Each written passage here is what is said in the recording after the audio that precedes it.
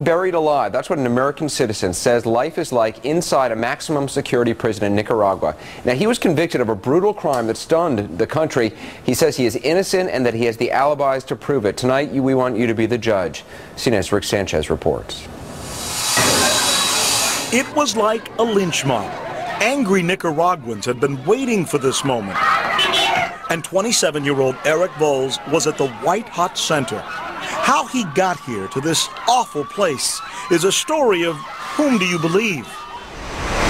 Great waves attract surfers to this sleepy seaside town of San Juan del Sur, and that's what originally drew Volz here 2 years ago. But he was also starting a magazine, El Puente, The Bridge, a serious cultural magazine intended to improve relations between Nicaraguans and Americans. Then, last November, Doris Jimenez, just 25 years old, is found dead. The murderer apparently strangled her with his own hands in the clothing store she owned here. By U.S. standards, the police response was casual. The murder draws bystanders who actually crowd in to look in just minutes. Evidence is critically tainted.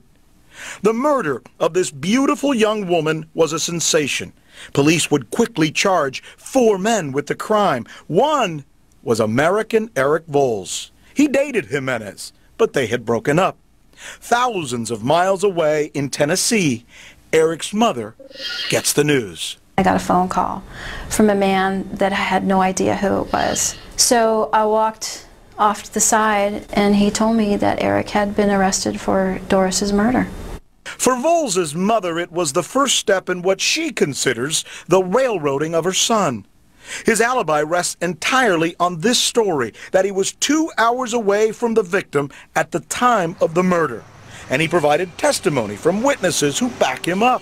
Keep in mind, the court record indicates that the murder took place Tuesday at 11:45 a.m., just 15 minutes before noon. Yet there are 10 different people who have signed affidavits saying they saw Eric here between 9 a.m. and 2 o'clock in the afternoon, right here in his office. We were in the same house, room, we had lunch. The caretaker on the property says that he too saw Eric that morning and afternoon. You can swear that he was here Tuesday at noon. A las 12 él estaba aquí en short en su oficina ahí. He was there in his office. You say you saw him. He was wearing shorts. En short estaba. He was wearing shorts at noon. A las 12. A las 12. 10 witnesses for him, no authentic forensic evidence against him. And yet, Volz had a sense of foreboding. I'm worried that this is bigger than anybody really understands. His premonition proved correct. With Eric Volz on trial, his life hanging in the balance there in that courtroom, the mob here on the street was getting even more tense. And the message that they seemed to be sending to the judge was clear. We want the gringo convicted. Outside, the chanting, Viva Nicaragua and death to the gringo. Inside the courthouse, Volz's lawyers present witnesses to prove he was in his Managua office, 2 hours away at the time of the murder, 10 of them. His defense also provides cell phone records. Even this time-stamped instant message conversation Eric says he had with a colleague in Atlanta. That's Volz's screen name, EP Magazine Eric. He's swapping messages from about 9 a.m. to 2 in the afternoon, covering the time just before noon when Jimenez was killed. His lawyer is convinced the alibis will win Eric his freedom. The evidence presented before the district judge in Rivas all coincide in showing his lack of participation and his innocence. Outside, the mob is growing more agitated. Police fire rubber bullets to hold them back. Leading the mob, Jimenez's mother, Mercedes. Like prosecutors, she believes Eric Volz was obsessed with her daughter and jealous that she was dating others. Tell me what evidence you think there is. Tiene los arañazos lineales y paralelo. So he had a big scratch on the back of his shoulder. Sí. Fingernails? ¿Parecían que eran uñas? Sí. Volz did have marks on his shoulder at the time of his arrest. This photograph was taken the day after Jimenez's funeral. Volz told police the marks came from carrying her coffin, and in fact they do correspond to the correct shoulder. But the prosecutor tells me she's certain the marks could only have come from fingernails. She also tells me Eric had blood under his fingernails when they arrested him 2 days after the murder. But she admits they never proved it.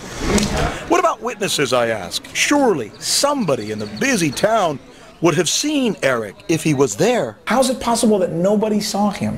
Her answer? No. Nobody saw him. Nobody, that is, except this man.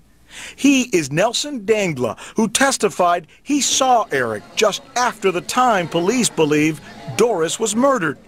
But Dangla is also tainted. Why?